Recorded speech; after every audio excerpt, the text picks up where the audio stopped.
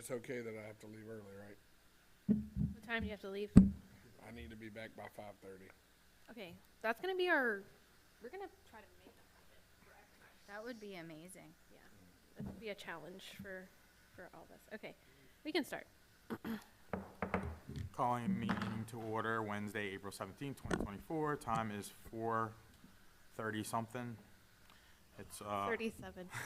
37 in Hammond City Council chambers. Call to order.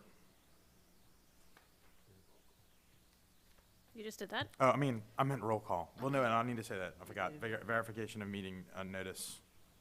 Posted on the City Council chambers, DG office, and on our website. Okay. Now roll call, please. Todd DeLon, Here. John Exnicius, Here. Mary Gito, Here. Chelsea Kesnick, Here. Chance Kinchin, Here. Kaylee Norton, Here. Evan Singer. Nope.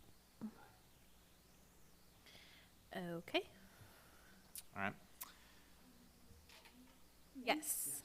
Yeah. Feel free to take a seat. All right. Do you have any introductions of anything, anybody today? No, we're good. So, the minutes from March 27th, 2024. I did not get a chance to do those. We'll do them next meeting. Okay, so do we need to say anything about that? Like Nope. We'll just do them next meeting. March 2024 financial report. Okay, we do have that. Is there anything that you need to point out on there that we should be looking at? Our extra? revenue, tax revenue is now at 336,000. For our April, we'll see a little bit more reflected in our April report. I anticipate that we will, so our last fiscal year numbers, we had about 380,000 in tax revenue. So I anticipate that we'll get one larger check, probably around 50,000, I would imagine. But like I said, last meeting, it's always very hard to project what we will get. We just get when we get it. And then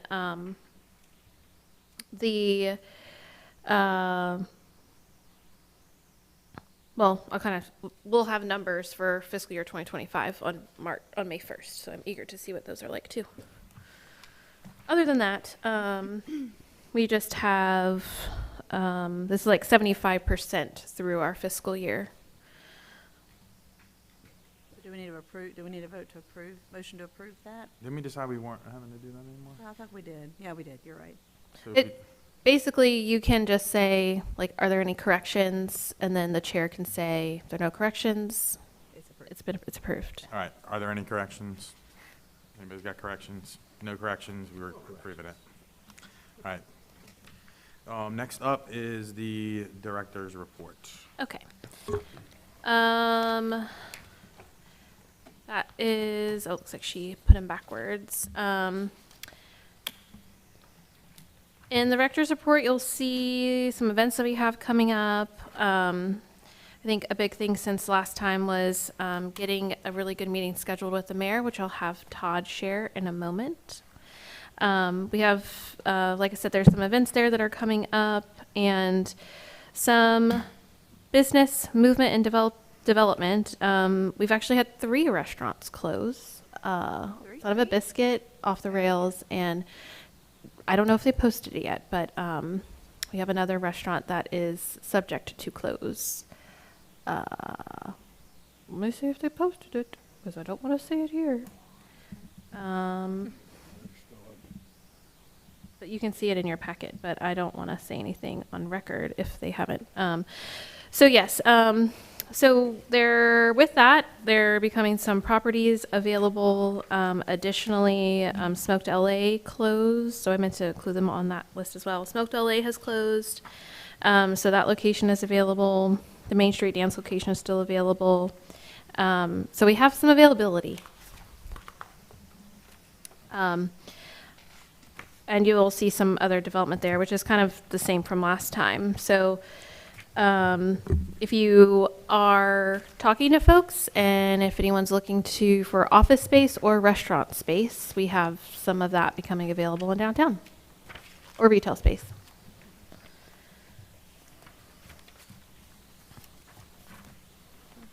everything? I will be out of town May 5th through the 8th at a Main Street Now conference, just to let everyone know, because that will be before our next meeting. Everything else you can kind of see there. All right. Next up, mayor nominated seat report. Todd? Hello, everyone. So, Michelle and I took some time recently to go and sit down with the mayor and Lacey. Very productive meeting. I don't know the names of the two ladies who were there. Amanda and I can't remember her name, but they're both with Neil Corp. Yeah, and they were also there to address the issues with the corner where Mariners and Bayou Booksellers is. And I think we made some really productive headway with that. And I think the final blow was they're going to do some bollards on the side of Bayou Booksellers. And we also talked about, okay, what about these build-outs that we talked about in the master plan? And I think the end result was, why don't we try, instead of doing the actual build-out, why don't we stripe that area to represent that build-out, and at least sort of form a mental picture in someone's mind when they're driving in that area. We brought up things like, okay, what if we put a speed bump between 113 and that red light to kind of mitigate the speed right there? Because everybody hammers their pedal down Yeah. when they see that light screen, and they leave that stop sign at 113. The mayor was opposed to that, so that wasn't a really good idea. But I think very, very productive meeting. We got a lot accomplished in that meeting, and Michelle is going to chime in and give you some details that I neglected to cover just now, because Yes, we did bring an agenda this time, which was a much smarter approach, because Pete is a very passionate man about certain things. And our first meeting wasn't as detail-oriented as this Well, one. and they clearly have worked on the policing because, Yeah, right, yeah, I that got a was ticket. another thing I we saw brought. multiple people getting tickets over the weekend. In fact, Monday, someone in my office said, oh yeah, after you told me, I just saw the cop was stopping somebody 2 blocks So, away. Said So, the same thing. yeah. I've seen 3 today, yeah. and. So that was and one of the things we it's all, been- I think ultimately everyone wants to see is people to slow down in downtown. Yeah. For not only the safety of, car accidents, but our pedestrians as well too, so. Go ahead. I'm sorry, just what, and I don't know how to pronounce it. It's bollards or ballards? Bollard? A bollard. So I get where they're coming from as far as like stopping cars from hitting buildings, but Probably the main purpose of it. yeah, but what about pedestrians? Because that's the Well, I think majority of that's- people getting That's the focus we hit. took with, okay, so you also have to police downtown to get people to slow down in downtown. Okay, yeah. Because the pedestrians ultimately deserve the right of way and their safety and well-being is Yeah. too. And I don't think anyone takes that lightly, by the way. No one takes that lightly. So I think, as you can see, I think they've actually stepped up their enforcement of speed in downtown, which we're certainly huge fans of. We had a much bigger agenda than just that, but that was the main focus of our beginning of the meeting. The second half of the focus was some maintenance items around downtown that we needed to address. And the one thing that I was sure to ask the mayor is, can you tell us if there's anything that would prevent us from accomplishing these tasks? I said, would it be labor? Would it be, I can't remember what I asked them completely. I said, Money? Would it be labor problems, or would it be Money. money problems? I said, because if either one of those are a problem, I'm sure I can solicit labor for you, and I'm also sure I can solicit money from the merchants if we don't have enough funds between the city and the DDD to accomplish the tasks that we asked for. But they didn't seem to think that either one of those were a problem, but I think it's just a matter of them organizing those tasks to take place between the departments that they manage. I have a question, Yes. and I don't know who this question is for. Just But throw it. I have a 15-year-old daughter who just got her driver's permit. Okay, so I have been watching what happens, and I don't know if this is on your list to the city or not, to the mayor, if I need to go to the city council meeting, the striping and the painting of the arrows on the one-way Yeah. streets is terrible. It is so faded, and it all needs to be repainted, as well as the crosswalks, right downtown for pedestrians. But I'm now super aware of it because my daughter's driving, and she's like, well, I don't know if I can turn here. I'm not sure if this is a one-way. And you can see where the arrows used to be, and they're all faded. Yeah. What do we do to get That's that? on our list. Okay. So part of this was assessing some of those like urgent items, like Right. the intersection, and then other urgent items that we have going on. But looking at the maintenance of downtown, we did request basically all of downtown be restriped, the streets, the parking, Any existing striping that has been on the streets has not been done, hasn't been redone in several years. So we don't have any timeline from the city related to that. That is a responsibility of the streets department, and they have the equipment to handle that in-house. It doesn't have to be contracted out. So we urged them to focus on downtown and prioritize that for downtown. And so potentially when we get an update from them on the striping at the Thomas and Oak intersection, we can get a better feel for what the rest of downtown looks like. Okay. They did do striping on the 200 block or 100 block of West Charles by the post office recently. Looks great. Yeah. So we would like to see all of that in all of our blocks in downtown. So that was very well communicated to them. I will. I do think we prioritize that intersection. Well, absolutely, as it First, should be, because because that's a that's a major safety issue, yeah. It's a major problem. Yeah. A great point, because when I was a Southeastern freshman, unfamiliar with Hammond's one-way streets, Yeah. I learned by going down the wrong way in a Exactly. one-way, so. And I see people and all the time All the going- time, all the time. Right, and I just know, but now that I'm looking through her eyes, and she's like, well, it's not clear. Yeah. I'm like, oh, it's not. It's not clear. Yeah. And us being on the corner of a one-way and a two-way, we see Yeah. all day, every day, there's two people on. Yes. Like, that's not the way to go. Yeah. Crazy when they're going down Thomas, We certainly too, the agree. wrong way. And I think our hope was that they took all of the information that we gave them and they prioritized it, and then they worked down the list of what's most important, obviously, being that intersection first. Yeah. And I also want to say about the intersection, I do think that there is potential to educate the mayor on the importance of traffic calming measures and the economic return that they can bring. And some of the issues that he stated was ones that we've talked about of whenever you put in these traffic calming measures like curb bump outs, it makes it harder for delivery trucks to move around in downtown. And so I don't think that we should accept bollards and striping. I think that's more of a short-term, quick item that can be implemented that can help protect the building and hopefully allow people to slow down. But I do think that we will need to work with him and Lacey a little bit more diligently to see how the improvements that the state actually wants to see made on their roadways be prioritized. So. And we will have recurring meetings with those guys, and we will do follow-up to find out what's actually happened between point A and point B when we get to meet again, so. And Yeah. I'm not here to say that it's my job to hold them accountable, but it is my job to say, hey, guys, Keep reminding where are them. we on the priority list of these things we need done, right? Yeah.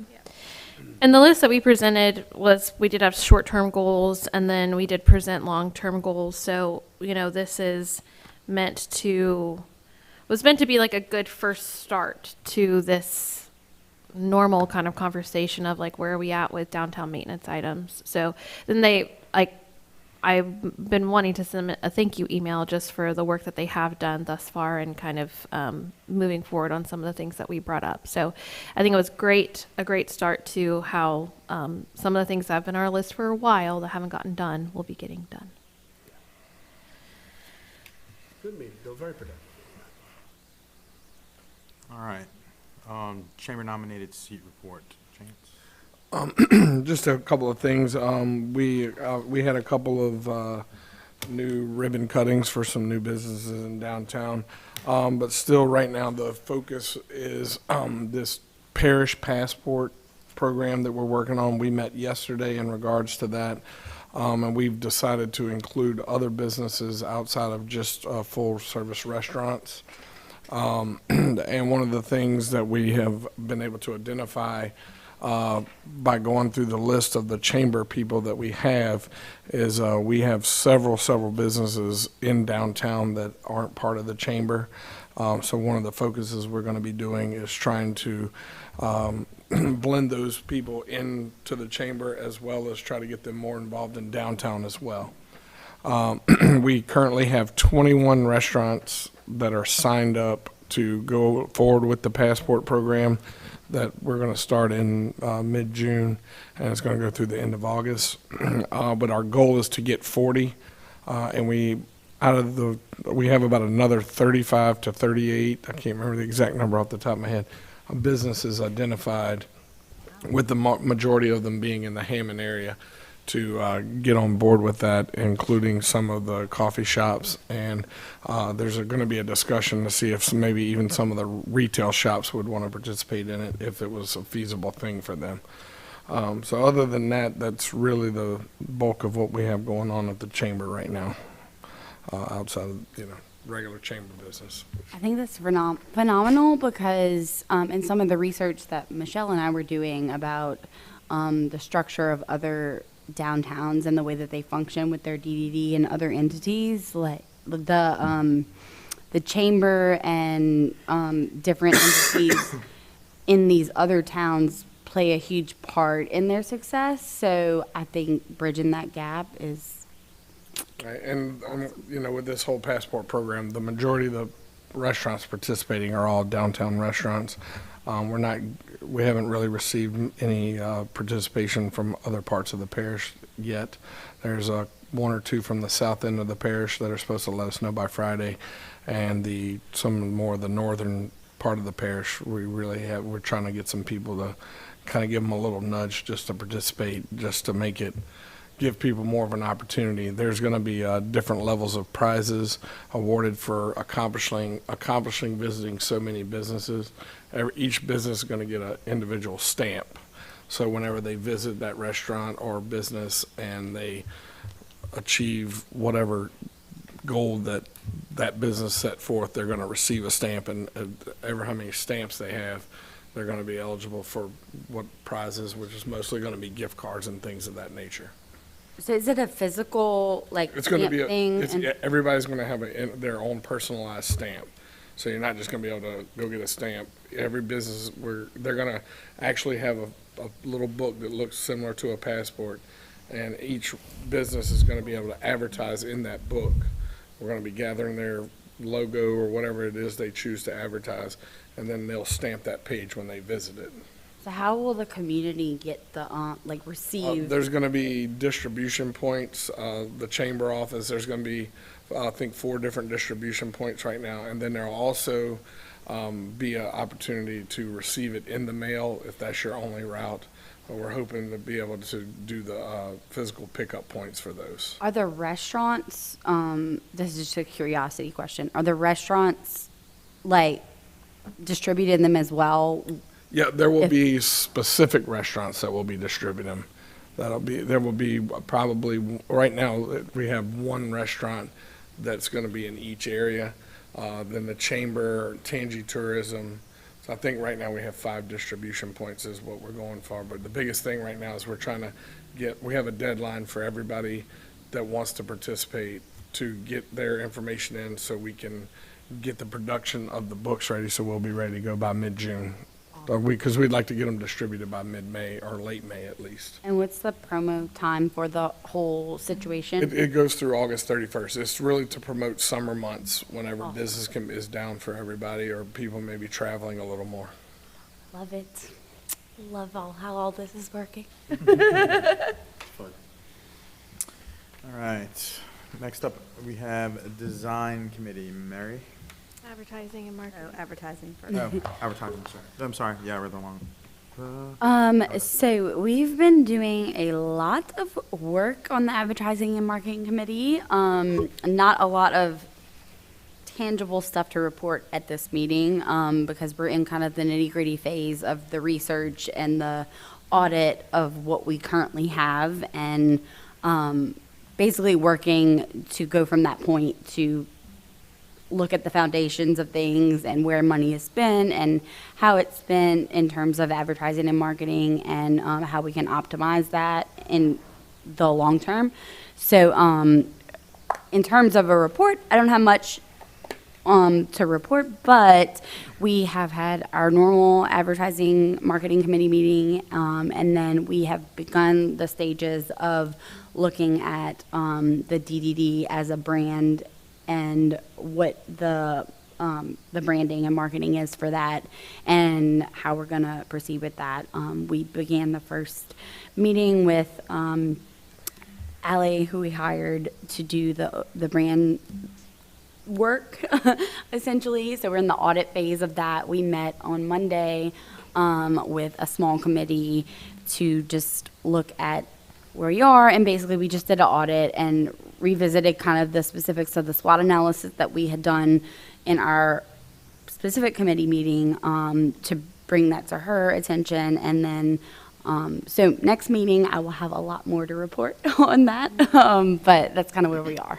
And part of that process too, I had to do a really in-depth questionnaire. It was like probably 20 open-ended questions, and I probably didn't need to spend 4 hours on it, but I felt like I had to. So, so it was helpful to kind of do that and then to go into the workshop. So we're looking, in terms of a timeline, this is actually working pretty quickly. We do anticipate that we'll be able to present something to the board about kind of where the brand is looking at our next meeting. So, yeah. Exciting. All right. Now design committee. Almost. Right. Okay. Sorry. Design committee had a good meeting this month. Just so you know, the Hammond welcome sign, it came in over budget. The bid came, only one person bid, and it came in over budget. And so they're basically they were gonna re-advertise for bid, and then someone pointed out, because of the amount of money, you actually don't have to put it out to public bid, you can get quotes. So that Roy Dufresh was gonna send it back out, confirm that, and then send it back out for quotes. So that'll be a little more delayed than we had hoped. And then the other thing, let's see, we talked about the 40th anniversary Main Street. We just kind of talked about the plans that Michelle has in line for that. The Railroad Park plaque to honor Marguerite Walter. We talked about it being a plaque on the stage, and then someone said it needs to be more than that. And so now Roy Dufresh is looking into some dimensional letters, potentially for the top of the stage, maybe below that, the metal work, or maybe it's something that's laser cut into just a sheet of metal, which I think would be nice. So they're just looking into something a little bigger. It won't be ready. And then also a small plaque to maybe explain who she was and what she did. And so it won't be ready for the May 22nd, but the thought was maybe to just talk about it at the event and then have it installed later. So, yeah, that's about it. And we are getting confirmation on the law about bid About the versus bid, quotes. So I haven't seen Lacey's response, but I will probably just follow up with the legislative auditor Yeah. just to inquire, just so we can get an answer sooner rather than later. Either way, because of that, the project will be delayed probably about 30 to 60 days. So it may not be done by the end of this fiscal year, but it will still be done this calendar year. Yeah. Oh, and then also, just if I'm not design related, and I sent everybody an email, but it was right before this meeting. I'm in the New Orleans Regional Leadership Institute class, and monthly we meet, and it's usually on the South Shore. Well, the meeting this month is at Southeastern tomorrow. So I'm giving the welcome to everyone. We have 52 people in the class. They're from mainly the New Orleans area, but from all over. I think it's 10 parishes. But if anybody has anything that you would like me, propaganda, paraphernalia, I'm happy to go lay it on the table. What time is the meeting? It starts at, check-in's at 8:30, the meeting starts at 9. I may just drop them off to you on campus tomorrow at That's fine. between 8:30 and 9. Okay. That's fine, yeah, just let me know, and I'm happy to promote Hammond. All right. Events committee, Chelsea? Yes. So we did not meet this month. We felt like a lot of, what we could handle can be handled through email, just an effort of everyone's time. But one thing we did revise, which you can see in your packet, is some of the timelines around Hot August Stroll. So main stage, I think we initially said, I can't remember, 5 to 8. I'm not sure. Yeah. We revised the timeline just to start the music an hour later and go an hour longer to really captivate that audience, and then kind of hopefully mitigate some of the heat during the scorching hours of the daytime. Lionpalooza will start at 4. Wine Walk will still start at 4 and go until 8. Due to that, we decided to extend the listening local stage in Railroad Park to 8 p.m. as well. I think those are the biggest takeaways for Hot August. Oh, I'm sorry, I missed one as well. Kids Zone, we initially were going to do it in the evening, but some feedback from last year was to have it piggyback off of the farmer's market. So we're bumping that up to 1 to 3 time frame. And then I think our thought was to also see if LCDC wanted to partner some type of way in the park. Right? Didn't we talk about that? I think we kind of dropped that idea. We did. Okay. Yeah. Sorry, there's been lots of chatter. So obviously Hot August is like the biggest thing on our radar at the moment, as well as the 40th anniversary party. Did you want to mention anything? Yeah, I have, we can just discuss that in old business, I guess. Okay. But one item too, last time we talked about a hot air balloon, we think that's fun. We think that's cool. We don't know how practical it is to do the tethered rides, just in trying to find a location. So we would like to position the balloon in the green space that's on the corner of Charles and Cypress, and we can do a stationary balloon there. That was something that they had offered as a fun thing and kind of to get people excited about hot air balloons being back in Hammond. So it's a really cool visual element, and it would just be a stationary balloon in the air, which I feel like it could stay up basically throughout the day, and it can kind of be like a fun spectacle. But also because if with how we're kind of talking about moving the kids zone towards the middle of the day so that parents can kind of like enjoy it during the day with their kids, and then maybe get a babysitter later in the evening, and then come back and have like an adult, evening in downtown. The hot air balloon will also be over there and maybe can like still draw people over there. The businesses on this side were okay with the kids zone time moving. So anyway, I think that's just the only other thing that I wanted to add to that. I love the hot air balloon.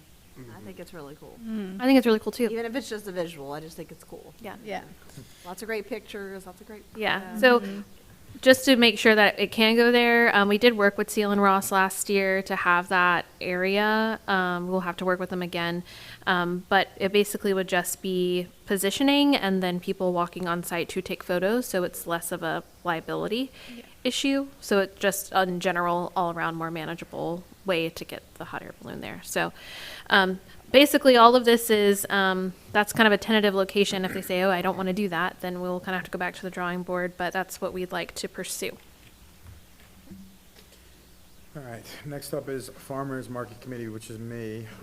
We had our committee meeting. It was mainly to go through all the new guidelines with the committee, and Michelle and Savannah were given, I guess, more clarity, because depending on the type of vendor they'll have to have different licensing, and the goal is to have everybody compliant by the end of the year.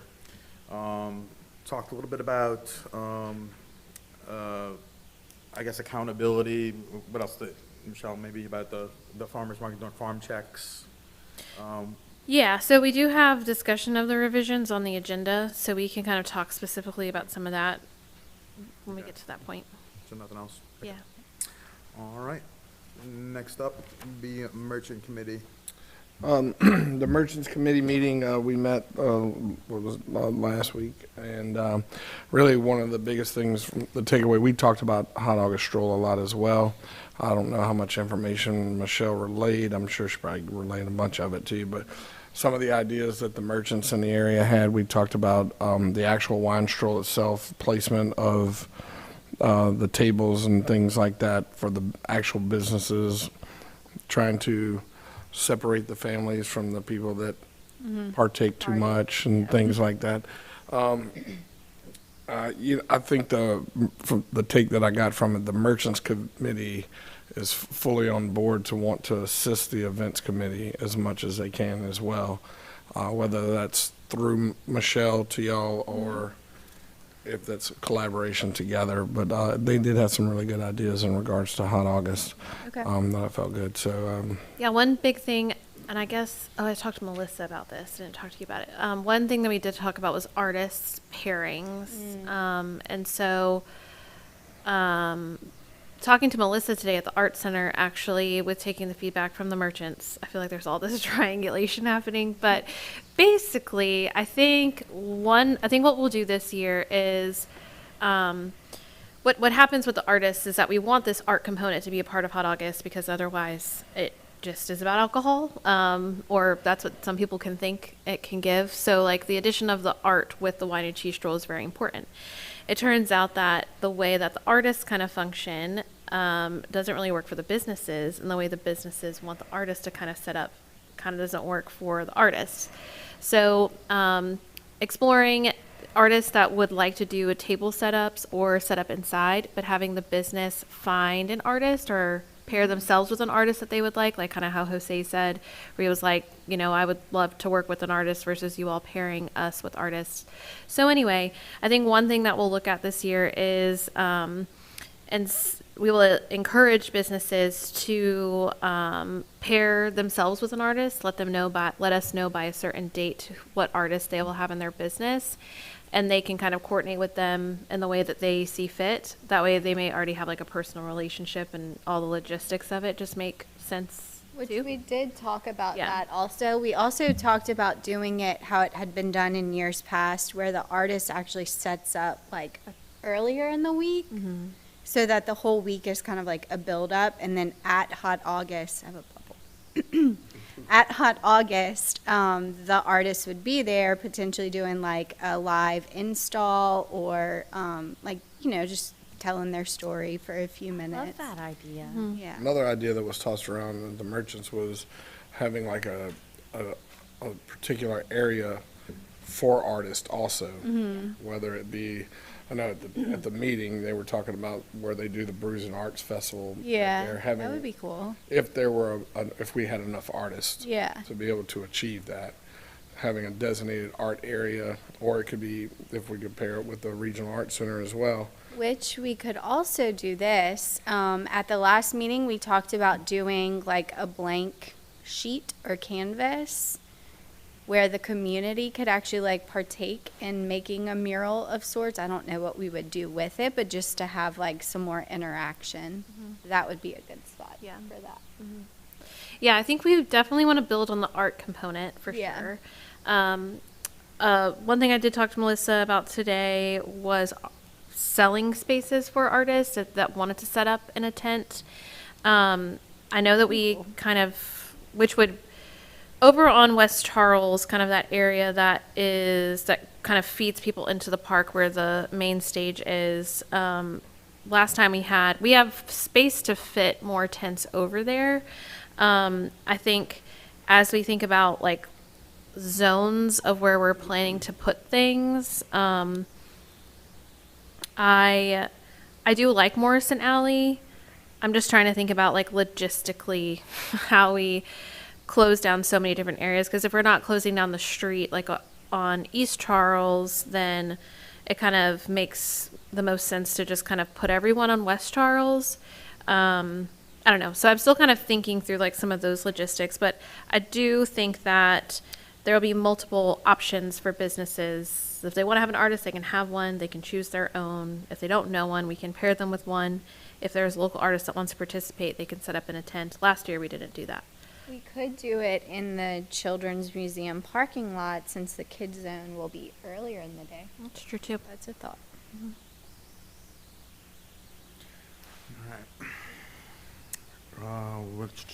I also do want to let y'all know, I want to do the save the date next Wednesday, because it's April 24th, which is exactly Yeah. 4 months leading up to the event. So please hold me to that. And then I also have a timeline that I've worked out with Melissa too, but we'll save that for later. Okay.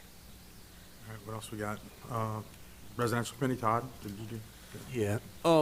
So we met again for our second time, and one of the things that one of the members pointed out at our first meeting is that we didn't look like a very diverse group of people. So Michelle was kind enough to approach the city council and ask for some more diverse candidates to come and participate in our merchants meeting. And I'm delighted to say that Kip did appoint someone, And she came out this week, and I was the fortunate person who got to spend 15 minutes talking to her before we started, and I was awed. She's an amazing person. Her name is Troya, and she lives really close in the area, actually. And we got to talk about her experience in the military and her grandfather. Oh, it was just a wonderful time. So then we got to business, all right? The business was, we recapped everything that we talked about in our first meeting, and we also told them that we would go to the mayor with an agenda this time, which we did. And Michelle organized this little program, which I thought was pretty fantastic, by the way, where each person was assigned a square in downtown, and we went and walked those, and we identified issues like missing trash can liners, what condition are the metal grates around the trees, are the trees dead? So we brought all of that information and compiled that information and brought that back to the mayor, where we met with Mayor and Lacey, and we were able to present that information to them as well. So we've had a couple of really productive meetings with the residents. And I of love course, that. they care, because Yeah. it was very productive, I thought. Anything you wanted to add to that before we moved on? And some of that information, the tree and trash can assessment that they so lovingly conducted, if budget is a problem on some of these areas, Keep Louisiana Beautiful has several grants there's 3 different grant awards that are open every year. One's open right now, the other one's open over the summer. But as I'm now the vice chair of Keep Hammond Beautiful, there's more impetus to get if funding is a problem, we can write for grants for some of these items as it relates to downtown. Trash cans, trash can liners, trees, landscaping, that's what Keep Louisiana does. That's what Keep Hammond Beautiful is charged with doing. So that data was really helpful, and we're working with Charles, the grants manager, to finish the application, but that data is also used for that as well. We also pitched the same perspective to the mayor and said, hey, look, if labor's a problem, let me know. If money's a problem, let me know, because we have ways of helping you provide solutions to those as well, too. So that's all I got. Next up, old business, appointment of DDD committee seats. There was an appointment of Pamela Hayes to residential, I guess. Yes, so this is the appointed seat by Councilman Wells. Okay. So now this would complete the residential committee to be a committee of 9, and Pamela lives near Greenville Park, Greenville Park area near Coleman, and she was Councilman Wells' pick. Okay. Next up, discussion of the budget. If you could make a motion to. Oh, we gotta accept her, sorry, yeah. Make a motion to accept Pamela Hayes as the residential community member. Second. Todd DeLon, Yes. John Exnicius. Yes. Mary Gito, Yes. Chelsea Kesnick, Yes. Chance Kinchin. Yes. Haley Norton, Yes. Evan Singer. All right, next up, discussion of the budget for fiscal year 2025. Okay, there have been some changes. The scenario that you have in front of you, the only changes are that we would like to budget for 3 full-time employees. Okay. How many So. did we have previously, 2? Yes. And we will discuss, I guess, the candidates potentially later on, but in basically the difference between having 2 full-time employees versus 3 full-time, the difference between 2 full-time employees to 3 is around $40,000, given the salary that we project to offer. So with our previous presentation of the budget being fairly tight, as in the revenue would basically cover all of our expenses, we will not be dipping into our fund balance. I did revise our revenue item to increase 8 one-time sponsorships for Hot August and Starry as a target, so it'd be a total of 16 $1,000 sponsorships to add more revenue there. I also did increase our projected millage revenue at 380, as that is the number that our revenue was. Our ending property tax revenue was 382,000 at the end of fiscal year 2023. So I don't foresee our revenue going down. And previously, the budget I had was very conservative on that tax assessment. I did remove the $12,000 that we had budgeted for a contract to pay to outsource social media. Oh, actually, no, I didn't. Did I do that? I removed the line item for our stationary billboard. But now I'm realizing I did not remove the 12,000 that we had allocated for content creation. So either way, with the addition of another full-time employee and making some of those revenue adjustments, we're still in the positive of around $3,000, which means that we're not dipping into our fund balance. Historically, with some of our projects, we have dipped into our fund balance, which our fund balance is just our savings account. And we started this fiscal year at around 380 in our fund balance. So with the sponsorships basically being our only working revenue, like the item that we have to work for, revenue item at around 19,000. And now that I realize that I left that $12,000 in there for content creation, I feel confident that we're able to make a three full-time employees work. And why'd you take the billboard out? Just to try to make it work? Well, really, honestly, we can add it back in because I budgeted $12,000 for the billboard, and I also budgeted $12,000 for content creation. I thought I had taken out content creation, but I didn't. So we can add the billboard back in But- because it's the same. But one thing we did discuss was that we possibly could engage the city to help with the billboard. Yes. Okay. As a priority item, because, we have a lot of foundational brand work that we're doing right now, and our website in particular, which is the resource that we'd be advertising on the billboard, needs a lot of work. I don't think it means that we should unnecessarily delay the billboard, but in the grand scheme of prioritizing where our money can be best put, a stationary billboard is a hefty expense. And I would like to know if we could work with the city on sharing that cost. But either way, now that I'm looking at it, the amount that we budgeted for content creation and for the billboard was the same. So we Wow. can still include the billboard in there if we wanted to. Also, though, I don't know if this is, so I see that there's 2,500, video production and website is 12,000. Yeah. Okay, gotcha. Because I think that will end up being allocated. Yeah, for sure. Because it's included, is this person we've hired to do the branding, is that included in these numbers? We are paying them this fiscal year. Okay. Okay. So the additional branding services, 2,500, is the second scope of Remainder. work. Yeah. Okay. Have you drafted job descriptions for these people yet?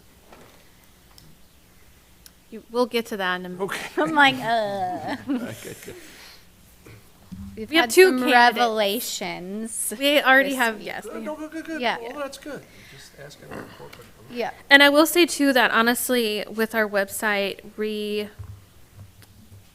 basically with our foundational branding, we're also looking at some of our organizational components too. So I would anticipate potentially some of our subscription services will go down because we pay various different subscription services. And I didn't put that in this projection, but we might have some savings there once we get a better website hosting Yeah, platform. and to piggyback kind of on what Michelle's saying and a little more in-depth report on what we've been doing with marketing and advertising is with the audit, we are looking at everything. We're looking at what's been in place and what is working with the current nature of where we are in the world and, what's been implemented that maybe needs to be tweaked based on where we are. And just in general, I will say universally, just to talk about this staffing thing as it relates to marketing and advertising, in all of our conversations in our committee meetings, everything has come back to there's not enough manpower to execute where we want to be, which I know is a universal problem. But it's so much so that we are almost handicapped at this point from moving forward. So full support We of. literally just launched an e-commerce website for our cigar shop, so I understand how much effort this takes to maintain social media, and oh my God, it's insane. So I get it. I'm not beating you down. I'm just asking if we had a job description. Oh, yeah, yeah, yeah. No, and no harm taken from that. Yes, we will continue this discussion in a couple of minutes because it's relating to the hiring. Yeah, so are there any questions about the budget as it stands? Okay. All right. Let's discussion of the revisions of the Hammond Farmers Market. We need to approve it. Oh, So I think that we don't have our final revenue numbers. Like I said, we don't get that projection from the assessor's office and legislative auditor until May 1st. It may be a good idea to approve, if you all are agreeable to this, I think it would be a good idea to approve it, because the only thing that we would change would be our revenue. I only think it would go up. My only thought now is that in thinking about the timeline with the city, since our May meeting is later in the month and the budget hearing, I think that they like to align it with, no, that should be fine.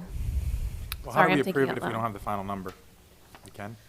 Well, we never really have a final number for Okay. our property tax revenue. It's always an estimate. We only get a number from the assessor every 4 years, because it's a reassessment year. Okay. So if you all are in favor of the, You need to amend it to remove something, right? basically it would be,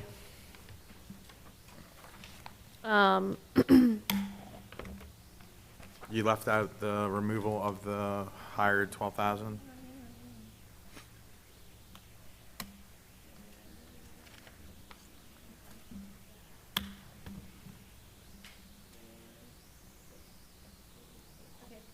basically what we would be doing is moving $12,000 from the line item that is contracted services to advertising and branding. Okay, so I'll make a motion to amend the budget to move the 12,000 from contract and advertising services to, what did you say? Advertising and branding. Advertising and branding. I'll second.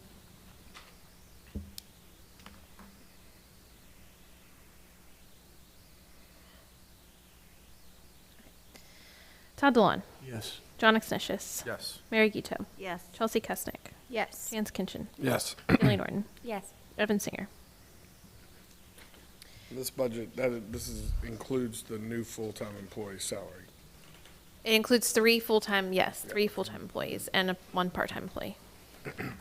And if by chance, when I touch base with Lacey, that we can wait until our May meeting, then we can present, if Evan happens to be here, then he can be included in the final adoption. But this will at least save us to make sure that we're on par with the city's timeline.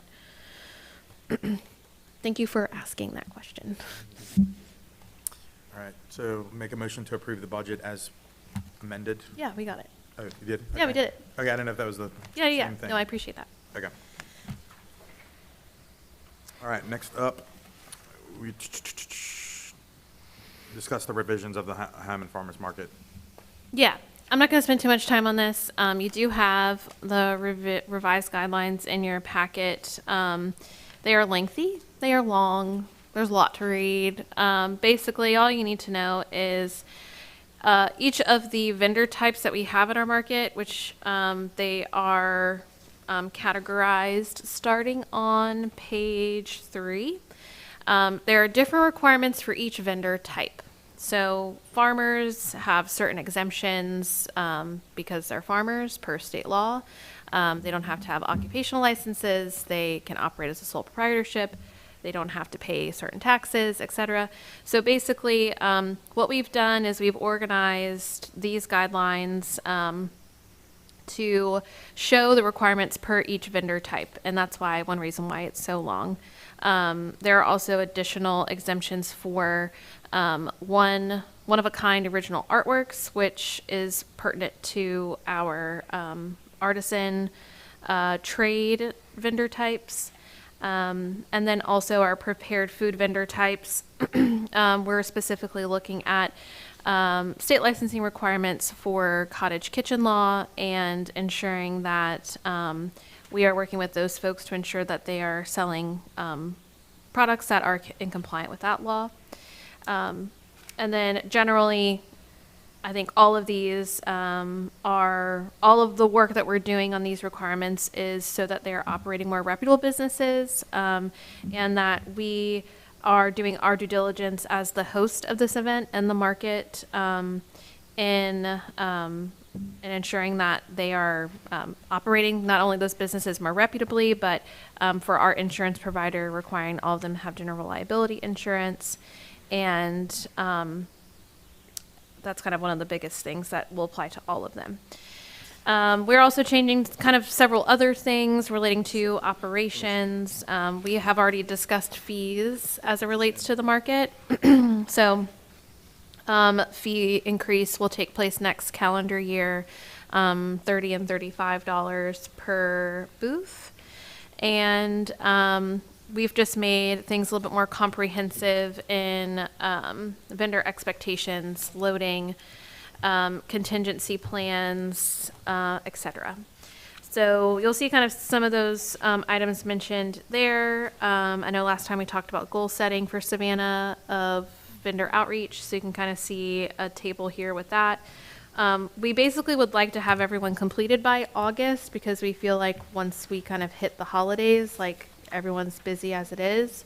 So this allows us to, for her to basically be completing anywhere between 10 to 15 over the per month over the summer, and then as we get to August, it's like, okay, you know, we've got to really get this where it needs to be. So that gives us September, October, November, and December, about 4 months of buffer if we have some really strong laggards, but she's made great progress this month. We only have 13 vendors that still need to be contacted, and she is saving kind of like the more easy cases for last. So like our farmers, for example, most of them just have to submit commercial liability insurance, which some of them already have. So she's made great progress. We have not opened up our guideline, our applications yet. We are getting calls every single day about opening them. So generally with guideline revision and adoption, the board historically has approved them. I don't know. I don't feel like we're ready to adopt them. And I know y'all just got them and they're pretty extensive, but the committee did review them this past month. So potentially I think we can get them fully. What do you think's left on it? I mean, honestly, I think we just really need to make the revisions that the committee kind of stated. And the committee is planning to meet on May 1st. So, I mean, if you wanted to. We can wait. There's no rush Okay. to do that.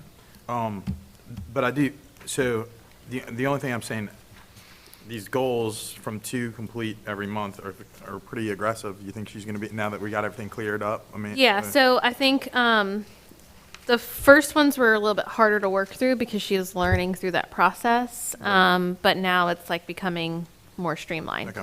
Yeah. All right, and then the other thing that, it may have been better on the market update, but we did talk about, so some of their licensing, they need a commercial kitchen.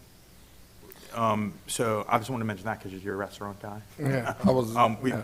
We talked about possibly partnering with Southeastern kitchens or reaching out to restaurants that may be closed on a certain day to rent kitchens. I don't know. Yeah, I mean, that's definitely something that's available, especially like certain restaurants that are not open for maybe lunch or something. Yeah, because I know there's a couple people talking about trying to do some food prep in some places that aren't open for lunch.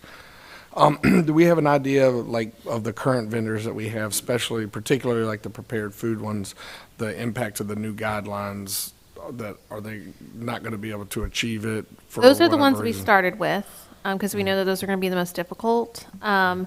Generally, so cottage kitchen law protects certain types of products. Basically, it excludes production and home kitchens of other types. We've had one vendor that will not be able to meet our requirements, and we don't anticipate that they'll be coming back, but they're also an older vendor, and there are several other things that presented them with challenges that they're just not able to really continue their business. Otherwise, I think what John is saying with some of our prepared foods, them finding a commercial kitchen space is going to be key to allowing their business to continue selling the products that they're selling at this time. Generally, though, most of them have been able to have a workable solution. Okay. Yeah. Don't forget to have that bakery space. Right. And we did bring that up. Yep, and then also I have a warehouse full of commercial grade equipment. Do ya? Oh, you do? You do. That's right. You do. So if anyone needs to buy anything, just holler at your girl. Yeah. All right. I'm gonna have to slip out. Okay. For a couple We appreciate minutes. you so much. Can we get a couple more things in quickly, or is it gonna Discussion of the 40th anniversary Main Street program, is that something? It's happening. It's there. We can move on. Okay. Yeah. New business, consider approval of loan for the skate shop. Yep, so we have got a loan request for Still Pushing Skate Shop. Evan did review the packet as it stands. I did not make copies of the whole packet just because it's quite a lengthy application. But with his review, I know he's not here, but I do have the email He's to right there. show. No, No, Evan. It's like he's right there. Yeah. Just to show Evan's, just Great questions that he observation. had. Evan just had some questions generally about the operation, but Evan was supportive of having us approve the application today. I would like to allow Brent to approach the board to just kind of let us know a little bit about his business plans and just take us through your journey. Okay, I don't really have no papers or nothing, but I've been on a 7.5-year journey with the business, and I've pretty much done anything that's got me to get up in here to this point. So any questions I feel like I can ask or answer. I've done the taxes. Brittany's been doing our taxes for the last, we didn't do taxes the first 2 years. I know what I was doing. So for the last 5 years, Brittany's been doing our taxes. And so yeah, any questions or anything like that y'all have? Or Tell us when you started therapy and how it transitioned into Still Pushing. Basically, your your ribbon cutting Spiel that you did. would be fantastic. Yeah. Okay, perfect. We started therapy in June 24th, 2016. The idea of therapy was just started because I've been skateboarding since I was 10. I didn't realize that the little thing that I was pushing and kicking around was actually a saving grace, I guess you could say, for me and for many others. I just thought I was having fun doing that, and then you could say I lost people and went through heartaches or whatever, and then this thing was the friend that I sat there and talked to for hours. And I didn't even know we was having a conversation. I was just sitting there spending time with this thing. Next thing you know, it's helping me understand parts of me that I never even understood, which goes into the idea where therapy would come from, because that's kind of the idea of what therapy is. You go to a therapist with a potential problem or a thing that you don't understand, and they show you a way around it or a thing about how that makes sense or whatever, and then it puts it in a place of where that thing now makes sense, and it's not as much of a problem, and you work through it. And that's what skateboarding has showed me in every which way, is that if there's something in front of you, you keep trying, you'll break through that thing. You might break yourself off in the process, but you'll figure out how to make it if that's the vision. And that's pretty much what got us here. And that's just been me pushing that for the last 7 years. We sold over 1,000 boards doing therapy. We don't have no brand managers, any of that stuff. We don't have no social media marketing people. We don't have anything that a committee, anything that normal businesses have, we don't have. So we've already done that just off of kind of the team that we built. We have a skateboard team. I have a team that I sponsor that people that we skate for us, and that ranges from Baton Rouge to New Orleans to Mississippi now, and Mangum, Louisiana. So we have our team spread out, as well as, and that's the idea we're still pushing, came from, is that we're still pushing therapy, but I didn't want to turn our skate shop name into therapy, because therapy skateboards are in like 6 or 7 different skate shops at this point, whether it be in Louisiana or Mississippi, sometimes, and some in Florida. So I didn't want to turn our business into now a competition with the people that we've been building with. So the idea of that's why I was still pushing came about. And therapy is a part of skateboarding. Still pushing is all of skateboarding. So if anybody has anything, because they might not like therapy, they might not like what we're bringing to the table for skateboarding. They might want to have an anti-hero board or whatever. So now we get to supply all of the skateboarding that they need, as well as the community. I wanted to do a skate shop for a while, and then I was like, wait, probably, nah, maybe I shouldn't do that, because I'm already doing all of this, and I don't want to be like the guy that's doing everything. And then at some point, the community started being like, well, why don't you, where's your skate shop at? I was like, oh, so y'all want me to do a skate shop? Okay, so then at that point, I started trying to facilitate. I knew that the skate shop had to be on West Thomas Street, or what I said, I put out to the universe about 2 or 3 years ago, just whatever, talking to whoever, and I was very stern on it, though. Like, I knew this wasn't going to move, but it had to be on West Thomas K Street, because skateboarding don't really got a lot of money in it. That's what I've been told by a lot of skate shop owners and stuff. But the downtown, I've also studied skateboarding, and I've seen that people in the skate shops that have longevity are in downtown areas. That's because they're able to tap into the community that way. And I wasn't going to open a skate shop even across the street from the skate park, because nobody's going to be walking across the street from the skate park or want to come by there or whatever. So I put out to the universe, I had to be on West Thomas K Street. I was actually saving for a spot on right by Kane, by New Episode, to get a spot next to him.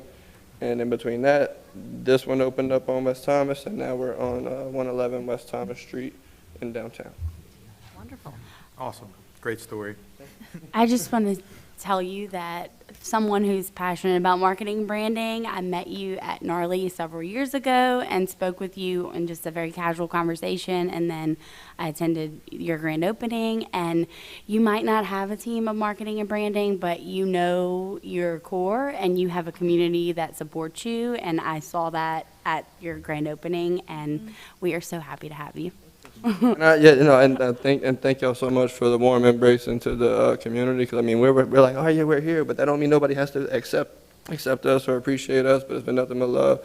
Chelsea sponsored our grand opening. We had the after party at Mariners, Which was fantastic. Yeah, we want to try it again. That's what they said. Y'all want to try it again? I'm like, all right, well, I'm just trying to make a party. We'll figure something out though. But no, we're very thankful for all of the love and the community in Hammond. And I didn't know that so many people actually wanted a skate shop. I knew that we needed one because we needed a skate shop. I knew that I knew that our skate community needed a skate shop. I did not realize that so many people throughout the whole community wanted a skate shop. That took me back. I was like, okay, y'all was trying to spend money at a skate shop. You are helping diversify our downtown. Yeah. And that's the ultimate goal, is try to bring something different that's not necessarily there. That's what skateboarding always gave me. And that's the ultimate goal, is if somebody comes into the store, if you've been in our store, you walk in, it's got a whole bunch of stuff all over the walls, and hopefully that'll get a kid to be like, what is going on here? And they can go on that same journey that I went on, actually, because of probably small time. Because when Kerry worked at small time, Kerry had a lot of love for skateboarding, and the love that he had poured out, and something that he told me while I was sitting on that windowsill made me be like, all right, what's the point of this? And I'm still trying to figure out I know it now, but I'm still feel like I'm trying to figure it out. Actually, I have small time tatted on me right there. Just for that. All right. Thank you. Thank you. Do we need a vote on this? Yes. Anybody would like to? I'll make a motion to approve. Second. Todd DeLon, Yes. John Exnicius. Yes. Mary Guito, Yes. Chelsea Kesnick, Yes. Jans Kinchin, Yes. Kaylee Norton, Yes. Evan Singer. Your loan has been approved. Very much appreciate your time and consideration and everything y'all just did. Yeah. And Hammond will you. appreciate it too. I will be in contact with you to schedule a closing, so we'll talk about that. But yeah, we'll get that going. Yeah. Thank you for coming. Yes, appreciate it. Yes. Okay, he's gonna do a handshake. Oh, this You're feels like awesome. American Idol. That's funny. Thank you, Brett. Bye. Thank you. All right, next up to bat, we have Next up to bat. well, consider the wage increase for consider a wage increase for our farmers market manager. Rage increase. A wage. I'm like, We're twist them around. batting. We have A rage increase. Okay, y'all know there's a rage room in Hammond. Yeah, I do. What? I did not in the know that. world? I think they should run a Mother's Day special. Oh yeah, parent. Are you a working parent? All right. Anyway, yes. So what you have in your packet is an evaluation I did with Savannah for her 6-month evaluation. I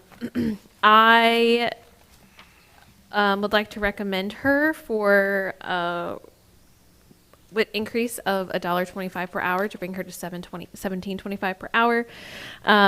Savannah started with us actually in the thick of hot August last year, and she has taken on the role in I think a very disciplined way for someone her age. She is running the market at the largest scale that the market has ever operated, just because I grew a beast and needed to hire someone to help us manage it. So in that time, she has basically, since she got hired, has been working diligently to get these guidelines revised and working with all the vendors on that, which you've already seen, which is in addition to her scope of work of just coordinating 60 plus vendors for the market every single Saturday. This form right here, like I said, is our standard kind of employee review form. I think that she particularly excelled at the event planning for the Spring Fest that we hosted a couple of weeks ago. She handles the market independently. She handles vendor concerns and, she handles her job mostly independently. The market is really not something that I have to worry about. There is opportunity, obviously, for everyone to improve. And so I think that, well, I guess we should have asked if we should have done executive session because some of this is, it's on public record. But there's obviously room for everyone to improve. She working with a multitude of different relationships, vendor and customer wise. There's been a lot of decision making that needs to be done that she is learning. And so learning how to communicate difficult news and disappointing news while maintaining relationships through that has been something that we have had to work through. And you'll see that as an improvement area listed on the back.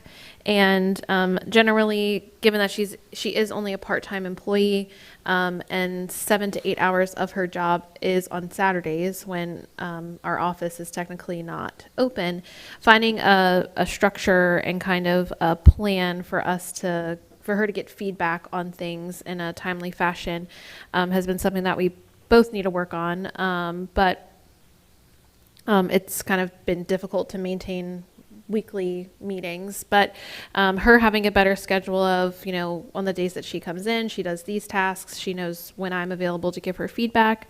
Those are some areas that I think that can use some improvement. But overall, in my position of being the boss of Savannah, and to my understanding, I'm her boss.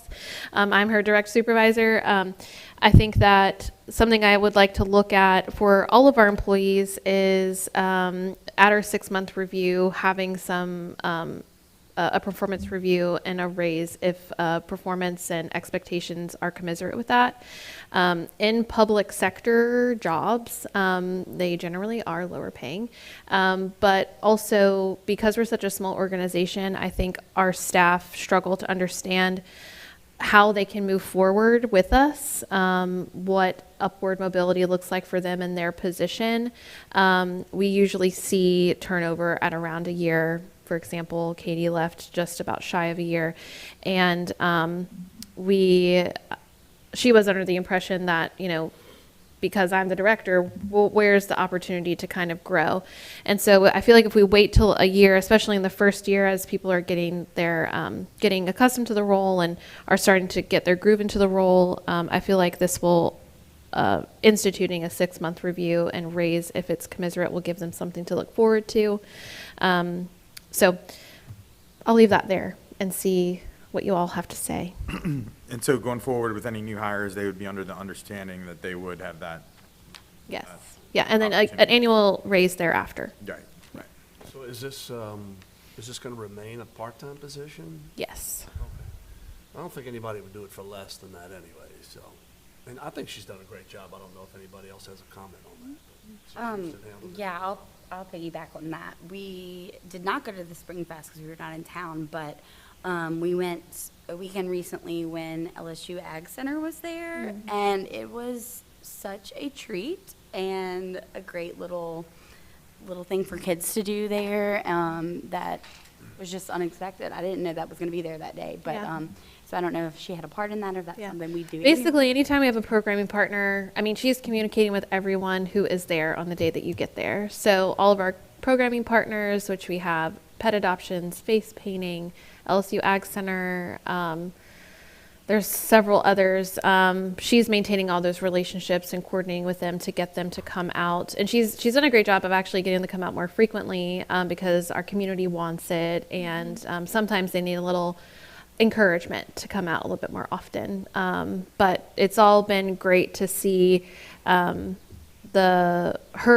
view of how she wants to lead the market. And ultimately, I mean, I started at the DDD with the market being kind of my baby, and I feel that it has been, it's now being raised by someone that I have all faith in. So very glad to have Yeah, her. and I mean, my experiences with her have been very good. She's very personable and on top of stuff and helpful, and she's smart.